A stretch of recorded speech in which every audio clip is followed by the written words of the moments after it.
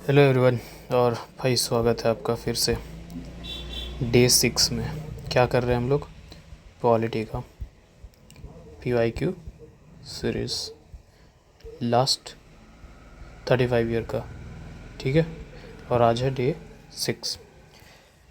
तो बिना देर किए हुए आगे बढ़ते हैं। लास्ट डे हम लोग 84 क्वेश्चन नंबर तक किए थे। आज क्वेश्चन नंबर 85 से स्टार्ट करते हैं। ध्यान से सुनिए, क्वेश्चन क्या बोल रहा है। जनवरी 26 was selected as the date for the inauguration of the constitution because क्यों हम लोग 26 जनवरी सेलेक्ट किए कि भाई आज के दिन ही कॉन्स्टिट्यूशन का इनाग्रेशन हो। ऑप्शन क्या है? ये BPSC में पूछा है, 2011 का क्वेश्चन है। ऑप्शन क्या है अपने पास? The Congress had observe it as the Independence Day in 1930। अच्छा, आगे का भी कुछ पहले पढ़ लेते हैं। On the day that the quit India movement was started in 1942. It was considered to be an auspicious day. से भाई अच्छा दिन है, ऑस्पिशियस डे है, इसलिए हम 26 जनवरी सेलेक्ट कर लेंगे date. None of the actually में ये रीजन था। इंडिपेंडेंस डे इन 1930 ऑब्जर्व हुआ क्या था कि जो है एक क्या बोलते हैं उसको, लाहौर सेशन था, ठीक है। ये लाहौर सेशन जो है 1930 के आसपास में, 1930 में, ठीक है। 1930 26 जनवरी 1930 लाहौर सेशन में ये डिक्लेयर किया गया था। एक मिनट, हाँ, ये डिक्लेयर किया गया था कि हम लोग जो है पूर्ण स्वराज की बात करी गई थी। पूर्ण स्वराज कब? तो लाहौर सेशन में 1930 में उस दिन ही डिक्लेयर कर दिया गया था कि हम पूर्ण स्वराज कर रहे हैं। और वो इसलिए लिया गया था कि जो डोमिनियन स्टेटस का बात किया गया था, ऑफर किया गया था ब्रिटिश के ज़रिए, उसको ख़त्म करके इन लोग बोले थे कि भाई हम लोग क्या चाहिए, हम लोगों को कंप्लीट इंडिपेंडेंस चाहिए, जिसका नाम इन लोग दिए पूर्ण स्वराज। तो इसके वजह से ही हम लोग जो है 26 जनवरी को ये डेट सेलेक्ट करते हैं, क्योंकि भाई हिस्टोरिकल सिग्निफिकेंस दिखाने के लिए फ्रीडम फाइटर्स कितने लड़े थे, और हम लोग 1930 से ही आज़ाद घोषित कर दिए थे, उस दिन से ही मनाते आ रहे थे। तो उसी चीज़ को बस सिग्निफाई करने के लिए ये डेट को सेलेक्ट कर लिया गया था, ठीक है। Land reform comes under the subject of किसके सब्जेक्ट में आता है? पिछले 4-5 दिन से हम लोग जब डिस्कशन ही कर रहे हैं, उसमें बहुत डेली दिन मिल ही जा रहा है कुछ लैंड रिफॉर्म से। तो ये भाई हम लोगों को देखने के लिए मिलेगा कि ये स्टेट लिस्ट का सब्जेक्ट है, और ज़्यादा इस पे बात करना ही क्या, क्योंकि बात हर पीछे दिन आ ही जा रहा है इसके बारे में, ठीक है। ठीक, ओके। 87 क्वेश्चन नंबर कह रहा है विच of the following is matched correctly. Correctly कौन मैच्ड, देखते। तो आर्टिकल 70 इक्वालिटी बिफोर लॉ, नहीं, इक्वालिटी बिफोर लॉ हम लोग जानते हैं कि आर्टिकल 14 में है, equality before law, equal protection of law. Article 70 untouchability की बात करता है ना, अबॉलिश्ड अनटचेबिलिटी। तो करेक्टली मैच्ड पूछा है ना, ये तो नहीं है। Article 78 establishment of parliament. Article 78 नहीं, 78 जो होता है वो ड्यूटीज़ के बारे में बात करता है, आई थिंक, हाँ, कि भाई जो है प्राइम मिनिस्टर का कुछ ड्यूटीज़ है और रिस्पॉन्सिबिलिटी है, ठीक है। तो ये प्राइम मिनिस्टर के ड्यूटीज़ और रिस्पॉन्सिबिलिटी के बारे में बात करता है, तो ये नहीं है। इस्टेब्लिशमेंट ऑफ पार्लियामेंट जो है वो आर्टिकल 79 में है, ठीक है, तो ये भी नहीं। आर्टिकल 192, आर्टिकल 192 और salaries and allowances of the parliament. Salaries और अलाउंसेस हम लोगों को थोड़ा थोड़ा अगर याद आए तो ये आर्टिकल 106 में है, तो ये भी नहीं है भाई। तो फिर है कौन? करेक्टली मैच पूछा है, लास्ट बच गया यही। हम लोग लास्ट वीडियोस में बात किए थे तीसरा या चौथा दिन में इमरजेंसीज के बारे में, है कि नहीं। तो आर्टिकल 352 जो है वो सही मैच है कि प्रोक्लेमेशन ऑफ इमरजेंसी की बात करता है। कब? कभी भी जब एक्स्ट्रा ऑर्डनरी कोई सिचुएशन आ जाए, एक्स्ट्रा ऑर्डनरी कोई सिचुएशन आ जाए तब, जैसे लगे कि अपने कंट्री के सिक्योरिटी पर खतरा है, पीस और स्टेबिलिटी पर कुछ खतरा है, तब ये चीज़ जो है नेशनल इमरजेंसी डिक्लेयर किया जा सकता है। ठीक है, ओके। तो ये 87। Okay,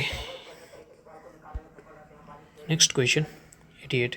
the goal of the constitution is to secure assure all its citizen. क्या गोल है कॉन्स्टिट्यूशन का अपने नागरिकों के प्रति?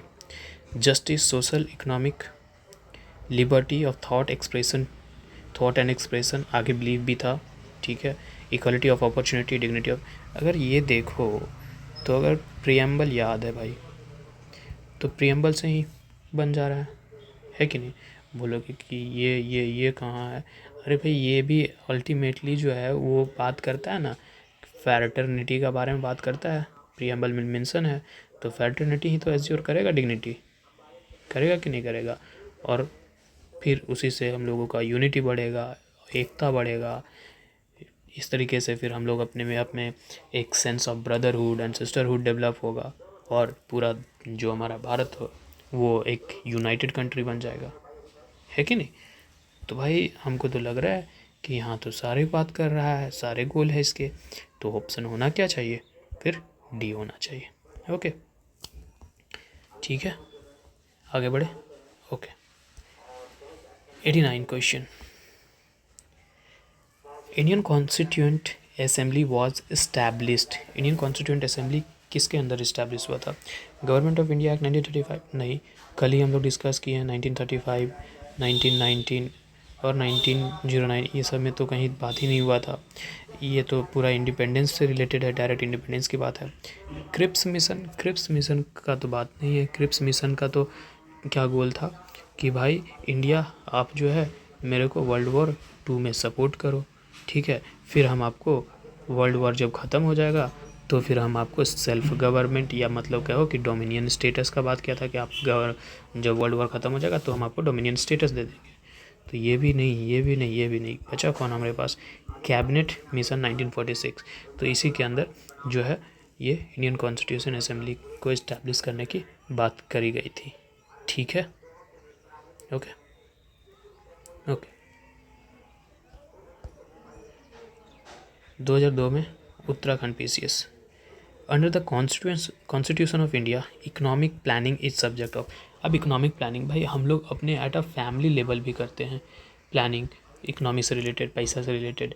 फैमिली लेवल, फैमिली से जब पैसा अपने पास आता है हम लोगों के पास, तो हम लोग भी अपने प्लानिंग करते हैं कि वो पैसा कहाँ खर्चा होना चाहिए, कौन से रेंट में कितना जाना चाहिए, बुक्स कॉपी में कितना जाना चाहिए, PG के लिए कितना, खाने के लिए कितना, सब कुछ करते हैं। तो ये एक जगह कहीं नज़र आएगा क्या कि इकोनॉमिक प्लानिंग सिर्फ एक आदमी कर रहा हो? नहीं, ऐसा तो नहीं होना चाहिए ना। तो फिर क्या ये स्टेट लिस्ट में सिर्फ होगा? क्या सिर्फ ये यूनियन लिस्ट में होगा? या not specified in any list, कहीं होगा ही नहीं? ये तो बकवास बात करता है। कनकरेंट लिस्ट में होगा कि हाँ भाई सेंटर भी करेगा, स्टेट भी करेगा, ठीक है। तो ये C होता हुआ नज़र आ रहा है, ठीक है, ओके।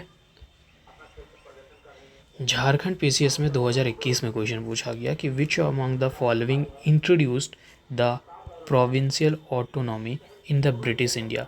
प्रोविंशियल ऑटोनॉमी की बात कर रहा है, तो भाई प्रोविंशियल ऑटोनॉमी, अभी ऑप्शन देखो, कैबिनेट मिशन, साइमन कमीशन, ये सब कहाँ से अभी आ रहा है? साइमन कमीशन 1927 के आसपास। Government of India act 1935, government of India act 1919, तो इसमें नहीं। प्रोविंशियल ऑटोनॉमी की बात करा तो भाई 1935 में हम लोग लास्ट ही बात की है इसमें कि ये जो है एबॉलिस्ट करता है डायरकी को एट अ प्रोविंस लेवल पे, और डायरकी इंट्रोड्यूस कहाँ करता है? एट अ सेंट्रल लेवल पे। तो जब डायरकी यहाँ से एबॉलिस्ट कर दिया प्रोविंशियल लेवल से, तो भाई प्रोविंशियल ऑटोनॉमी ही तो मिल गया। अब जो है प्रोविंस को ये अलाउ कर दिया कि आप जो है एक ऑटोनॉमस यूनिट के तरीके से काम कर सकते हैं, ठीक है। तो ऑप्शन C यहाँ सही होता हुआ नज़र आ रहा है, ओके।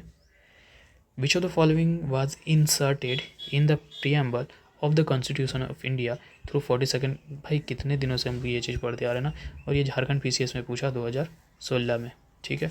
सोशलिस्ट वाला था, हम लोग पिछले में बात किए कि नहीं।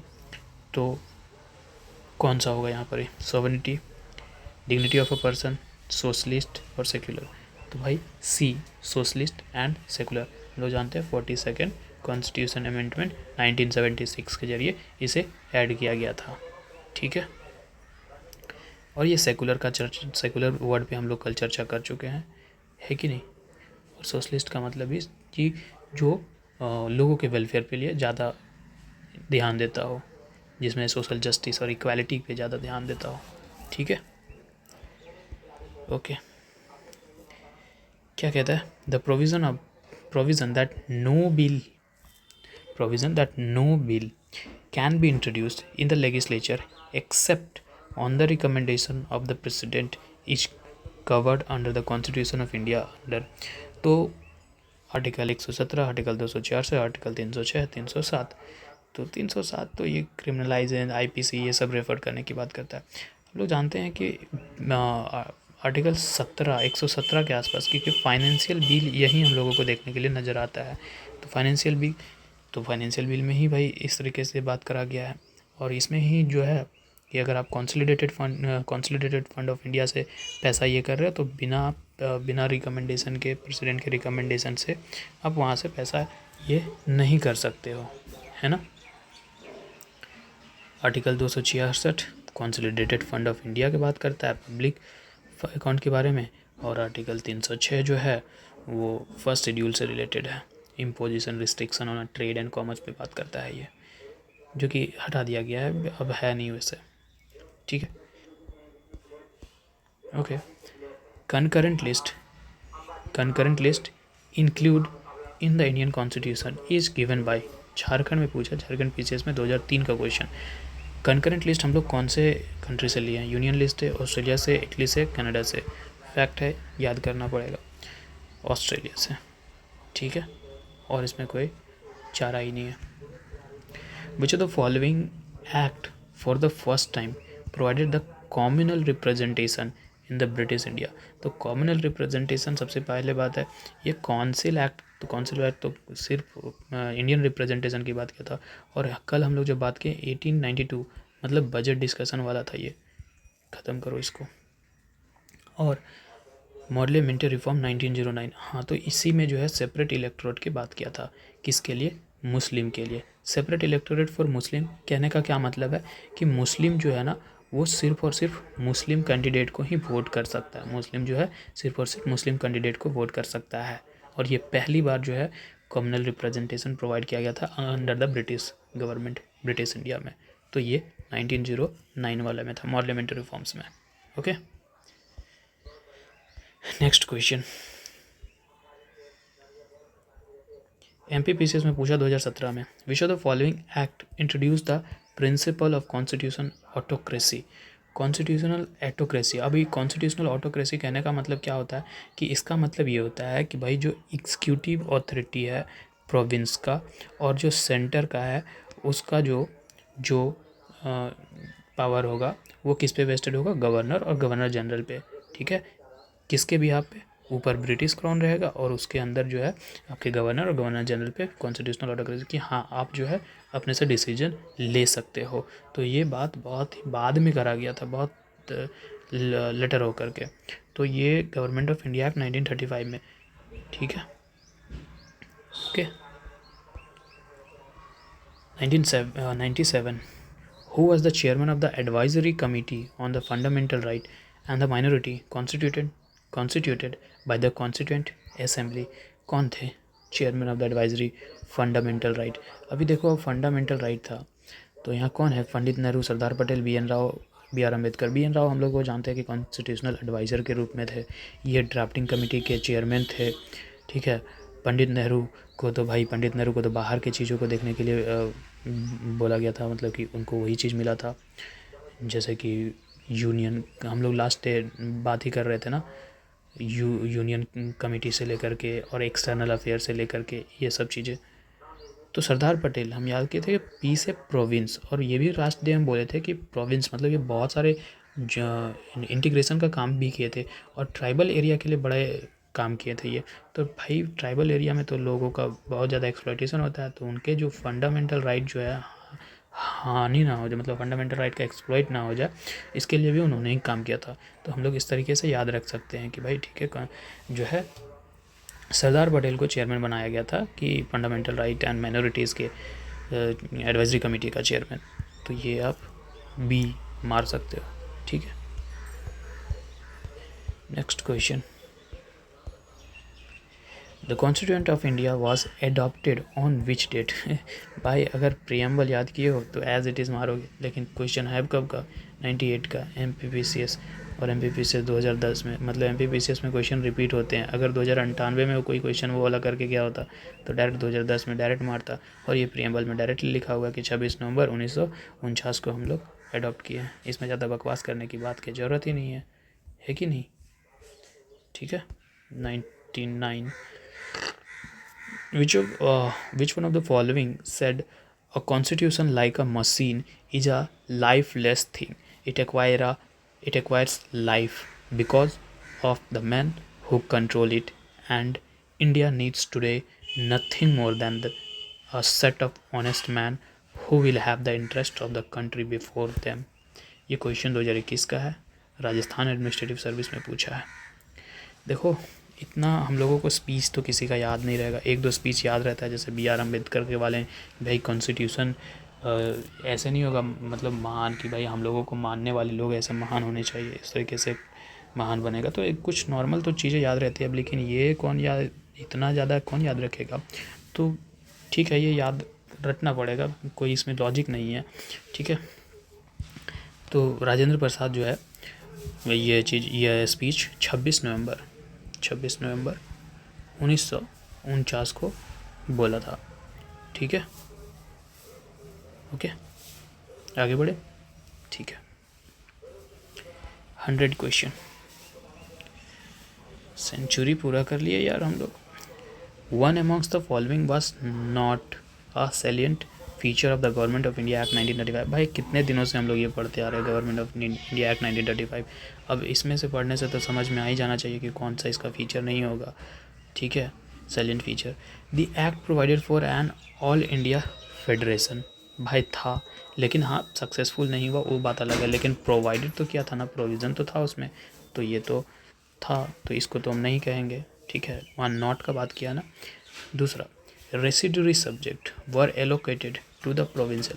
भाई रेसिड्यूरी सब्जेक्ट किसको कहते हैं, जो ना ही सेंटर में डिफाइन है, ना ही स्टेट में डिफाइन है, और ना ही कंकरेंट लिस्ट में है, मतलब बच गया जो वो रेसिड्यूरी है। तो जो बच गया है वो हम दे देंगे प्रोविंशियल को, ये ऐसा हो सकता है क्या? लॉजिकली भी सोचो तो नहीं, ऐसा तो नहीं होना चाहिए। ये जाना चाहिए कहाँ पर ही, सेंटर पे जाना चाहिए। तो भाई यही चीज़ें नहीं होना चाहिए। आगे देख लेते हैं जब, it marks the beginning of the provincial autonomy. बिल्कुल प्रोविंशियल ऑटोनॉमी, क्योंकि प्रोविंस में क्या किया था, डायरकी को हटा दिया था, ठीक है, और सेंटर पे लेकर के आया था। It abolish dyarchy at the province level and introduce the centre. बिल्कुल ये बात भी सही है, ये बात भी सही है। तो मेरे पास ऑप्शन कौन है, ये वाला, ये गलत है, ठीक है। 100 का ऑप्शन बी, ठीक है। ये इसका थोड़ा सा हमको क्या करना पड़ेगा, इसको सेट करना पड़ेगा, ठीक है। थोड़ा सा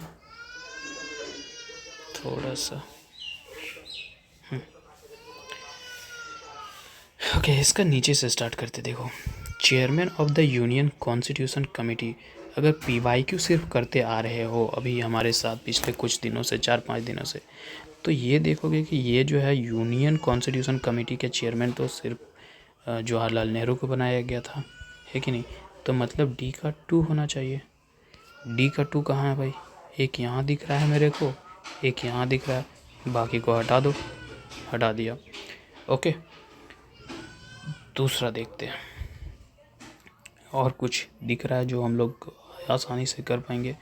originally the only Congress member of the drafting committee. हम लोग जान रहे हैं ड्राफ्टिंग कमेटी के जो हेड थे वो BR अम्बेडकर थे, ठीक है।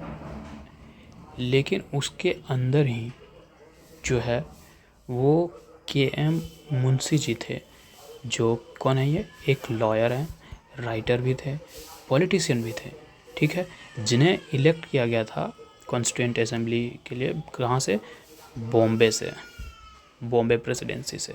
और ये एक कांग्रेस मेंबर थे, ओनली कांग्रेस मेंबर, ठीक है, तो बी का 3 होना चाहिए, बी का 3 यहाँ है ये। अब ख़त्म कर दो भाई, मतलब बी अपना आंसर हो रहा है।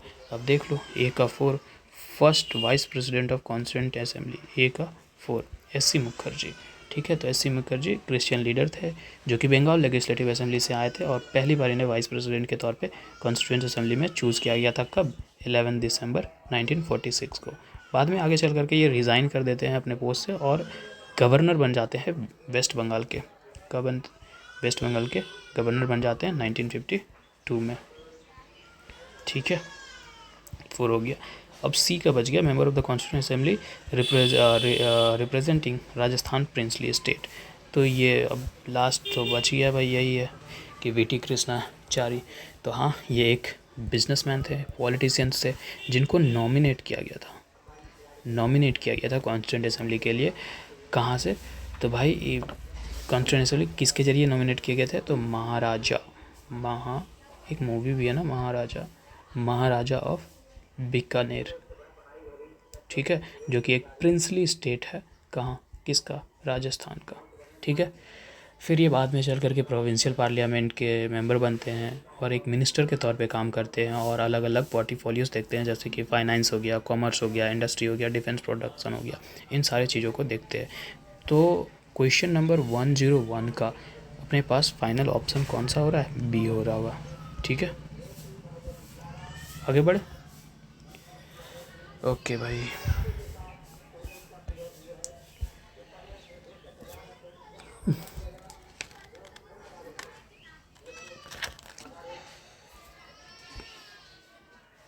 छत्तीसगढ़ में ये क्वेश्चन पूछा है पीसीएस में 2021 में।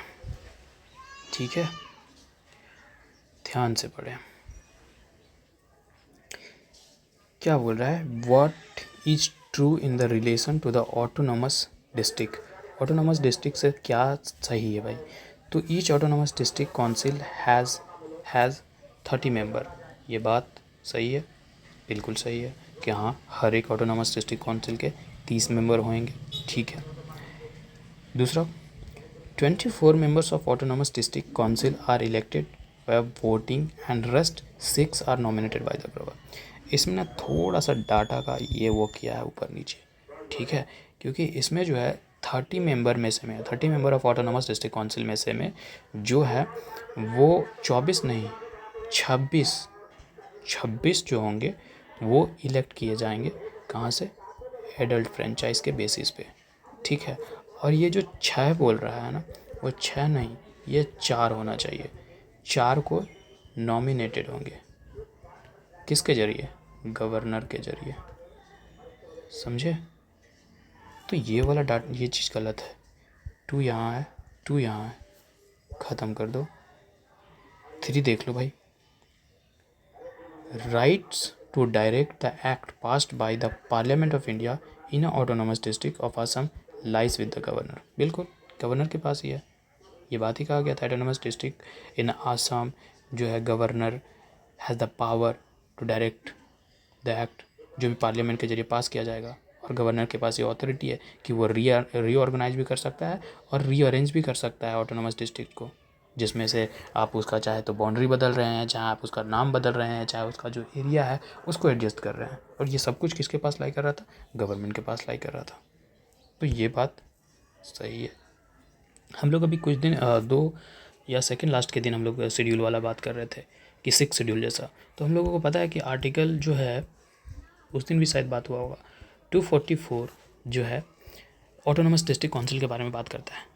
और उसी में से में ऑटोनोमस डिस्ट्रिक्ट काउंसिल में ये इस्टेब्लिश करता है 6th शेड्यूल स्टेट्स। ठीक है, 6 शेड्यूल। अब 6 शेड्यूल में हम लोग बोले थे कि हम ATM² से याद करके रखें कि कौन कौन से 6 शेड्यूल में स्टेट है। A से आसाम, T से त्रिपुरा, 1M से मेघालय, 1M से मिजोरम, ATM है ना। तो गवर्नर के पास पावर है कि इसका इंक्रीज़ कर सकना है, डिक्रीज़ करना है एरिया का, इसका नाम बदलना है, ये सब। ठीक है, और साथ में कह रहा है कि हम लोगों के पास कितना 10 ऑटोनोमस डिस्ट्रिक्ट काउंसिल है इंडिया में, जो लोकेटेड है कहाँ कहाँ वो देखो।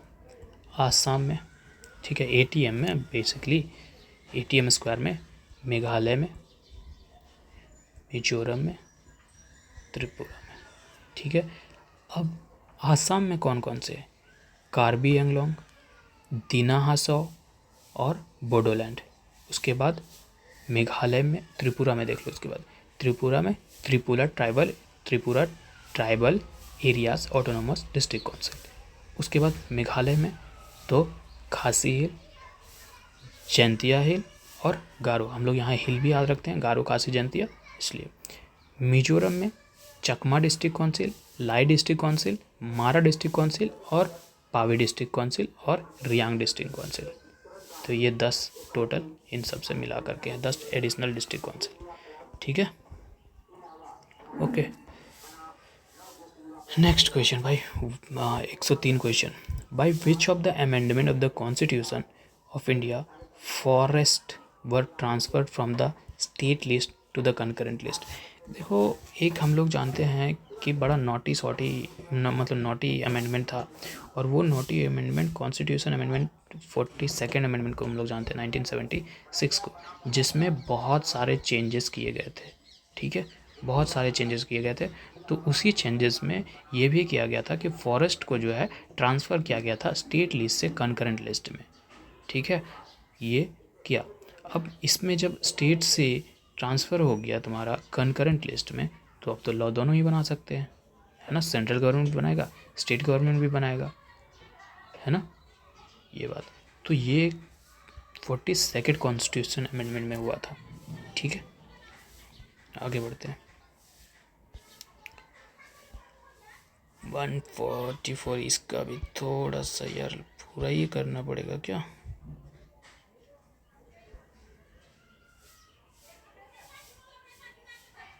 थोड़ा सा और बड़ा कर लो, हाँ ठीक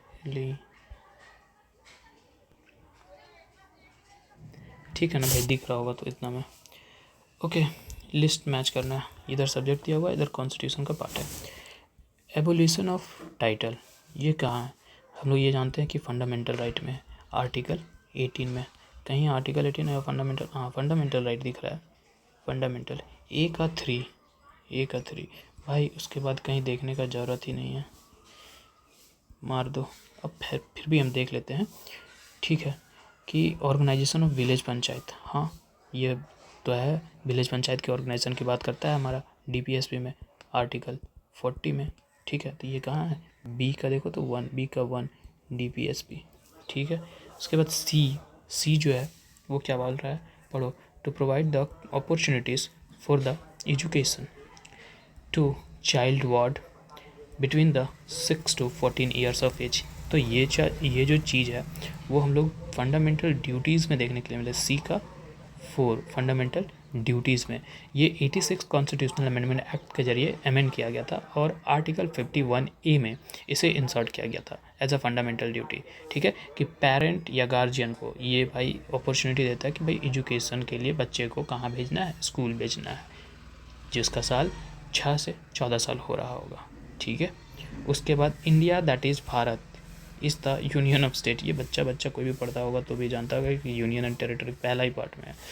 छत्तीसगढ़ PCS में क्वेश्चन पूछा 2019 में ये, ठीक है। अच्छा, क्वेश्चन ख़त्म हो गया, ठीक है, मतलब आज भी हम लोग ना करीब 20 क्वेश्चन के आसपास किए होंगे, ठीक है।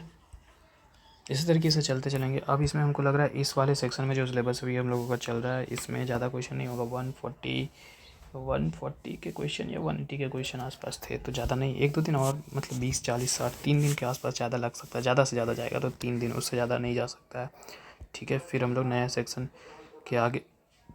सेक्शन की ओर आगे बढ़ेंगे, ठीक है। ठीक है भाई, मिलते हैं फिर अगले वीडियो में।